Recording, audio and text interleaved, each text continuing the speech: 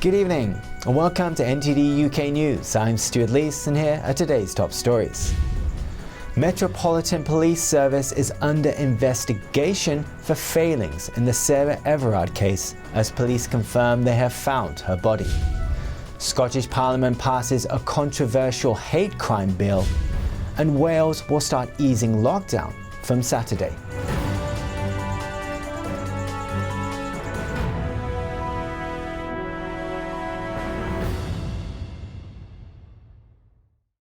Police confirm that a body found in a wood outside London is the body of missing woman Sarah Everard. Separately, the Watchdog on Police Conduct have launched an independent investigation. It's to see whether the Metropolitan Police responded appropriately to a linked report of indecent exposure. NTD's Neil Woodrow brings us the details. The body has now been recovered and a formal identification procedure has been undertaken. I can now confirm that it is the body of Sarah Everard. It's news the family had feared. Police confirm the body found 2 days ago in a woodland in Kent was that of the missing woman. Speaking on Thursday, Everard's family said, "Our beautiful daughter Sarah was taken from us and we are appealing for any information that will help to solve this terrible crime." But for police, another investigation is underway into their own handling of the case. The Independent Office of Police Conduct, or IOPC, says the investigation follows a Met Police Conduct referral and is connected to the arrest of a serving Met Police officer on suspicion of kidnap, murder and a separate allegation of indecent exposure. Several days before Everard disappeared, the arrested officer had been reported over allegations of indecent exposure in a South London fast food restaurant. On Wednesday, the IOPC determined that 2 conduct referrals against the arrested officer should remain under the local investigation of the Metropolitan Police. The suspect was arrested on Tuesday evening. The police can hold a murder suspect in custody for up to 96 hours, after which they must either charge them with a crime or release them. Neil Woodrow, NTD News, London. It's been called one of the most controversial Scottish bills. Critics fear that a new hate crime bill passing in Parliament will criminalise freedom of speech. The Scottish Parliament passed a controversial hate crime bill on Thursday. I'm delighted that we have a bill that will strengthen the law to tackle hate crime in a way that protects the rights of everyone to live their lives free of harm. Artists, writers, journalists and religious groups voiced concerns over a chilling effect on freedom of speech. Sheriffs, senior police officers and High Court judges also voiced strong objections. On Thursday in Parliament, the Shadow Justice Secretary for the Scottish Conservatives warned that the newly added stirring up hatred offences could allow prosecution in private homes. This bill contains no defence regarding private conversations in your own home. The police could come to your home, having received a report of stirring up hate round the dinner table, and take witness statements from those present. That presumably could include your children. Following months of pressure, Justice Secretary Humza Yousaf modified the bill. He argued the amendments added to protect free speech are sufficient to prevent criminalisation. So to those who think they may accidentally somehow fall foul of the law in relation to even Elaine Smith's point, solely stating any belief, which I accept may be offensive to some, is not breaching the criminal threshold. The government has also set up a working group to find out whether misogyny should be a separate crime. Public Health England announced on Thursday 4 more cases of the Brazilian variant of the CCP virus have been found in England. That brings the UK total of the variant known as P1 to 10, 7 in England and 3 in Scotland. All 10 cases have direct links to Brazilian travel or to a person who had previously travelled there. Scientists are concerned the variant can reinfect COVID-19 patients more easily. And the lockdown restrictions are easing in Wales from Saturday, when people are advised to stay local instead of stay at home. Wales First Minister Mark Drakeford says 4 people from 2 households can meet outside and outdoor sports like golf can resume. As for what's counted as local, he says the rule of thumb is a 5-mile radius from where people live, but for people living in rural areas or valleys, they can go a little bit further. The next step starts from the coming Monday. All children can go back to primary schools. Secondary students in exam years, that's year 11 and 13, can also return to the classroom. Hairdressers and barbers can reopen, but only for appointments. From the following Monday, supermarkets can reopen their non-essential items aisles and garden centres can reopen too. But the current easing plan doesn't include when pubs, restaurants and gyms can reopen. On Thursday, Wales reported 12 deaths with COVID-19, taking the overall total deaths within 28 days of positive test to over 5,400. The UK's medicine regulator says it's not confirmed that the UK-made vaccine caused blood clots in some European countries. It says it's a precautionary measure for Denmark, Norway and Iceland to suspend the vaccine, and that people should still go and get the shot when asked to do so. A statement from the UK regulator says blood clots can occur naturally and are not uncommon, and reports of blood clots received so far are not greater than the number that would have occurred naturally in the vaccinated population. The European drug regulator EMA says the vaccine's benefits outweigh its risks and it can continue to be administered. Trade between the UK and the EU plunged in January. Exports were nearly 41% down and imports fell by nearly 29%. But overall, the economy is doing better than expected. NTD's Patrick Hayden takes a look. Trade between the UK and the EU in January, the month after the UK left the European Union, dropped significantly. Exports to the EU were down nearly 41% and imports fell by nearly 29%. The Office of National Statistics, or ONS, says that during the previous 2 months, imports and exports increased, indicating stockpiling before the transition. This was most notable with machinery, transport equipment and chemicals. Changes in paperwork at the border also likely contributed to the slowing in trade for January. Nationwide lockdown starting in the beginning of the year contributed too. The ONS noted that during the end of the month, trade did pick up.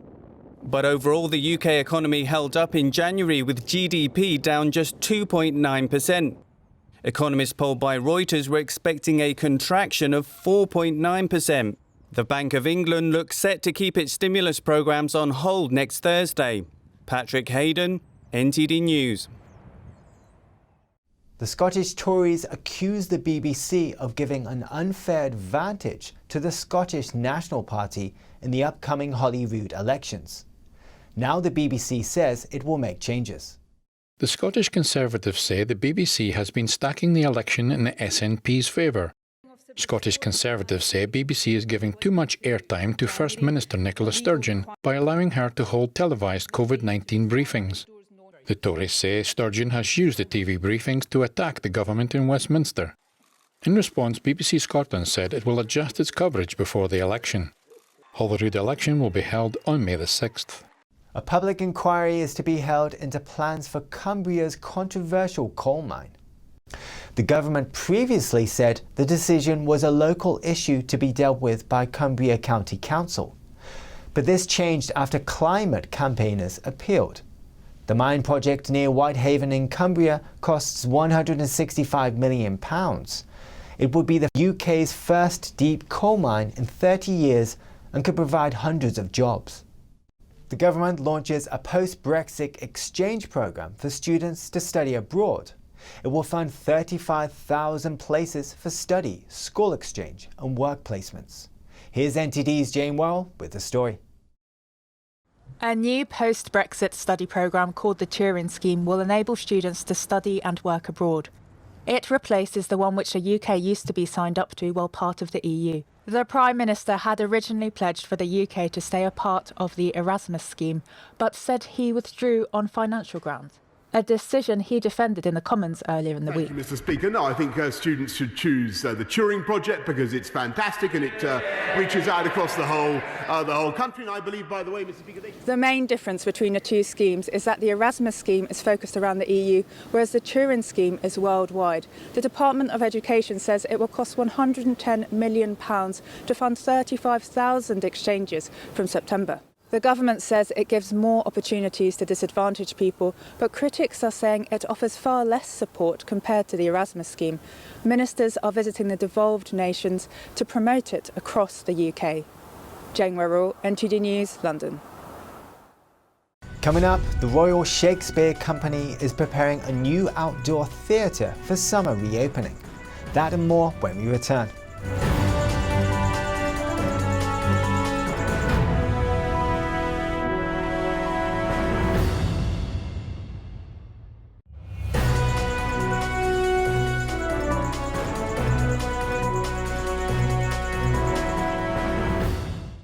10 years after Japan's Fukushima disaster raised serious safety concerns for the nuclear power industry, there's still a global appetite for nuclear power. Here's an overview. Right now, there are about 440 nuclear power reactors operating in 32 countries, plus Taiwan. Together, they provide around 10% of the world's electricity. Nuclear is the second largest low-carbon power source after hydroelectricity. The US is the largest global nuclear generator for 20% of its electricity needs. That's double the size of France, which relies on nuclear for a massive 75% of its power. The US generation is 2.5 times bigger than China and 4 times bigger than Russia. Nuclear demand is rocketing as countries decommission fossil fuel units and the world attempts to cut its emissions of carbon dioxide. About 50 power reactors are currently under construction in 16 countries, China, India, Russia and the UAE high on the list. 100 more are either on order or planned, and 300 more have been proposed after upgrades or lifetime extensions for existing facilities. By 2040, generating power globally will have increased by more than 30 times. Nuclear will then produce 8.5% of the world's electricity, alongside a bigger share for renewables. The world's 2 largest aircraft leasing companies are combining to create a new financing giant ahead of an expected rebound in global air travel. General Electric is selling its aircraft financing arm Gekis to AerCap of Ireland, according to details revealed on Wednesday. Rumors of a tie-up have been circulating all week. The combination creates a portfolio of more than 2,000 jets. That's 3 times as large as its nearest rival. And as the biggest buyer of jetliners built by Airbus and Boeing, the merger forms a company large enough to reshape the global air finance industry at a pivotal time. Several smaller leasing firms have struggled to survive over the past year as the global health crisis resulted in a slump in global air travel, forcing airlines to park planes and delay deliveries. The sale of GE Capital Aviation Services is the latest effort to clean up the balance sheet and streamline operations at the humbled industrial conglomerate. CEO Larry Culp came in 2018, vowing to reduce debt and refocus the company on 4 core industries: power, renewable energy, aviation, and healthcare. Shares of GE have been rebounding under his tenure and are up 23% so far this year. Facebook is dropping plans to run a fiber optic cable from California to Hong Kong. It says it's abandoned the plan after pressure from the US government. NTD's Patrick Hayden reports. Facebook is giving up on its plan to build an undersea internet cable linking the US with Hong Kong. The Hong Kong Americas project, known as HKA, would have connected 2 sites in California with branches in Taiwan and Hong Kong. The Wall Street Journal reports that US national security officials pressured Facebook to drop the project. Facebook said it withdrew the application due to concerns from the US government. It says it looks forward to working with all parties to reconfigure the system to ease the government's concerns. Facebook first proposed the project in 2018 along with several Chinese companies, including China Telecom. This is the third time in 6 months that Facebook dropped internet projects linking the US with Hong Kong. It comes after the DOJ warned the FCC against directly linking to Hong Kong. It cited the Chinese Communist Party's crackdowns in the region. Patrick Hayden, NTD News. The Chinese regime is leading a statewide boycott of the BAFTA film nominee Nomadland. It's due to a comment made in 2013 by its Chinese director after she went to study in England. More on that from NTD's Don Ma. An award-winning Chinese director is facing backlash in communist China. That's for a comment she made back in 2013 critical of the regime. Chloe Zhao is the director of the 2021 American movie Nomadland. Last Sunday, she made history at the Golden Globe Awards with her new film. Zhao became the first Asian woman ever to win the title of Best Director. Zhao's win was initially celebrated in China. On Chinese social media platform Weibo, her win trended with hundreds of millions of views. Chinese state media even crowned her as the pride of China. Chinese film authorities approved the film for a domestic release in April. But Chinese internet users soon dug up an interview Zhao had in 2013. Zhao told Filmmaker magazine at the time that China is, quote, a place where there are lies everywhere. A lot of info I received when I was young was not true. I went to England suddenly and relearned my history. When she was 15, her parents sent her to study in the UK. There, she studied political science in college, and that's where she learned the truth about China. Now the film's release is up in the air. Major Chinese online box office apps have removed the movie's release date from their platforms. And the hashtag Nomadland is no longer searchable on Chinese social media platform Weibo. Censorship in China could be a significant issue for another film Zhao would direct. It's a big-budget superhero movie called The Eternals by Disney's Marvel Studios. Reporting by Don Ma, NTD News. So what did you do to pass the time during lockdowns? Well, many families turned to Lego. The company's CEO says the pandemic helped it to return to double-digit growth last year. NTD's Evelyn Lee reports. Niels Christensen said the company made large-scale investments designed to support long-term growth, and it paid off just in time for the pandemic, especially in e-commerce and product development. It now has a better online sales system and new sets to build, like robots you can program with your smartphone. Lego sales grew by 13% last year, up from 6% in 2019. The company declined to comment on the online sales growth, but it said the number of visitors on Lego.com doubled to over 250 million in a year. Last month, rival toymaker Mattel behind the Barbie brand reported 2% net sales growth for 2020. And Hasbro, the maker of Monopoly, saw net revenue decline 8% for the year. Christensen said Lego gained around 1 percentage point of market share globally, picking up in most of its markets. For 2021, he says Lego's looking to hire several hundred employees to further boost its shift online. Evelyn Lee, NTD News. A London entrepreneur and a recycling manager are among the growing number of people reshaping their lives to reduce waste. It's making a new market for zero-waste businesses that are springing up across the city. This is London's zero-waste top-up truck. It used to deliver morning milk to bleary-eyed Londoners. Now it's got a new lease of life as an electric-powered, package-free goods delivery truck. After being furloughed from her sales job in 2020, Ella Schoen used savings to start her new business delivering package-free food and household products around London in a former milk float. So the idea is essentially to make it easier for people to shop zero waste. So they make a booking and I bring it to them. They bring their containers outside. They tell their neighbours. The neighbours jump on board. We also kind of post our locations on our website, and so other people can kind of get involved and fill up in somewhere that's nearer them. Customers book a visit from the top-up truck online and then purchase goods such as lentils, pasta, olive oil and shampoo using their own containers.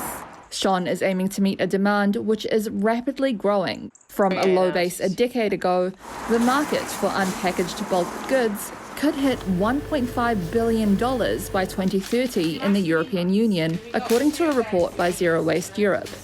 The average UK household struggles to recycle even half of its waste. But recycling manager Andrew Zabala is just one of a growing number of Londoners who are reshaping their lives to reduce waste.